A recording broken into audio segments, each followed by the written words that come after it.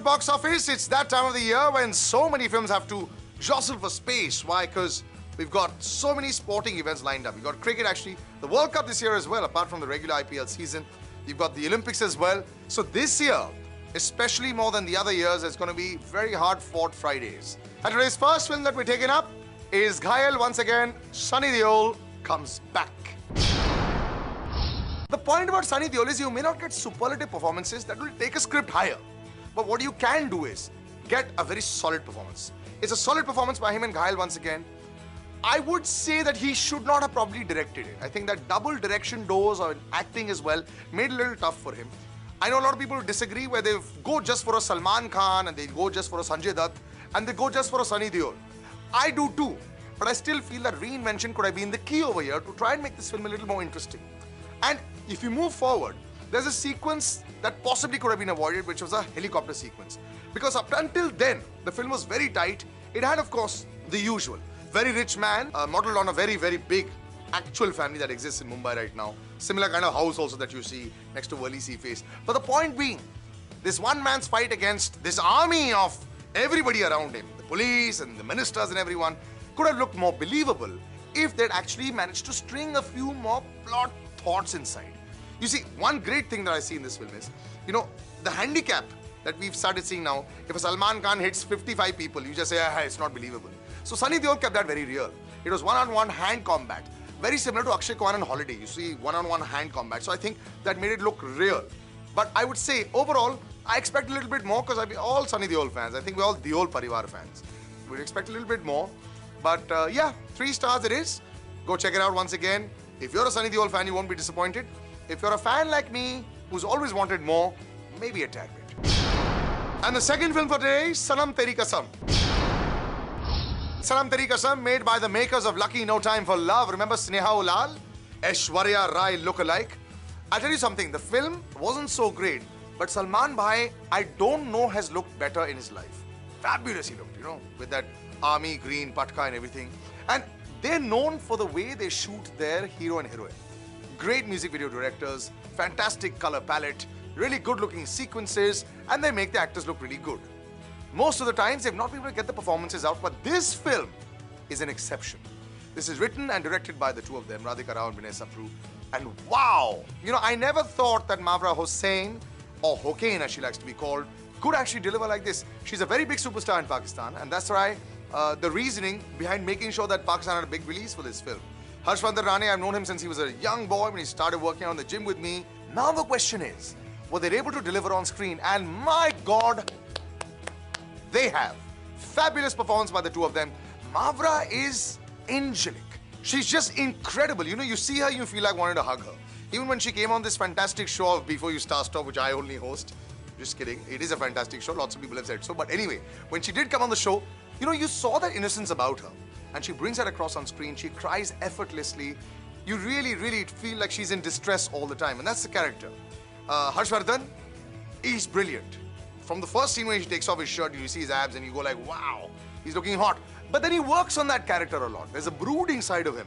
Very Amitabh Bachchan-like, you know, the way he is. And then there's a second half where he comes into his own and you see a performance-oriented boy who's out there and who's learned a lot, and you can see the chemistry between the two of them, the honesty in his eyes and her eyes, and it really works for me.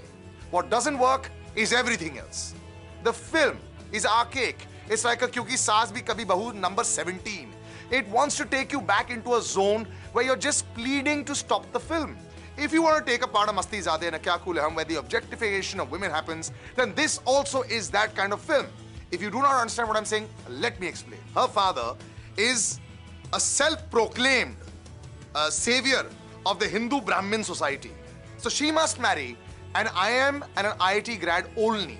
Why? Because every other man is irrelevant and useless. Secondly, it doesn't matter what she thinks. The moment the boy walks in, if he has the qualifications, she must marry him. So of course, the girl is irrelevant. Whenever I see these kind of films, it makes me really angry. As we move forward, this chauvinistic father of hers, of course, does her Kriya Karam and last rites while she's alive, because of course, she has been seen in a boy's house at 4 a.m. Oh my God, tending to him with medical supplies. No, but she has crossed the Lakshman Rekha. So aaj se, Saru is dead. I mean, what age are you all living in? Apart from that, the glaring problems with the screenplay, the 2.5-hour film which feels like 7,400 hours is just a bore fest at times. But every time your thought is moving into the film and the inadequacies of it, you suddenly see these two performances. So I have to say, this is the finest debut I've seen in like almost a decade in Bollywood. You know, you've not had such a weak screenplay and such strong performances in Bollywood in a really long time. Will Mawra Hocane be seen a lot in Indian cinema? I doubt it, because she's Pakistani and you know, the problems that we have with getting the visas. But will Harshvardhan stay? Yes, he will. Now, it remains to be seen how the audience reacts to this, but the soundtrack is great. These two are brilliant performers, so I'm going to give 2.5 stars just for the two of them. That's half the film, and a half extra star for the music. Himesh Reshammiya also singing some great tracks. So, congratulations to the two of them. I never expected this to be so good, and they've turned out fantastic. As far as collections are concerned, oh, this one's tricky. Now, Mastizaade, my good friend Milab Zaveri's directed the movie. He comes out with the caption saying Mastizaade has made 25 crores in the first week. You know what all the counter collections are? 15 and 16 crores. We're going back to Krish 3 days, where collections varied so much that it was almost 50% different from the other collectors, which is why people stopped talking about collections. So let's just put it this way. I think Kya Cool Hum 3 and Mastizaade have proved that yes, certain money can be made as far as films are concerned, but no, they might not be super hits based on the cheap jokes that have been shown. Also, a Sunny Leone is so hot and so beautiful that she'll just be able to bring the audience in to see her.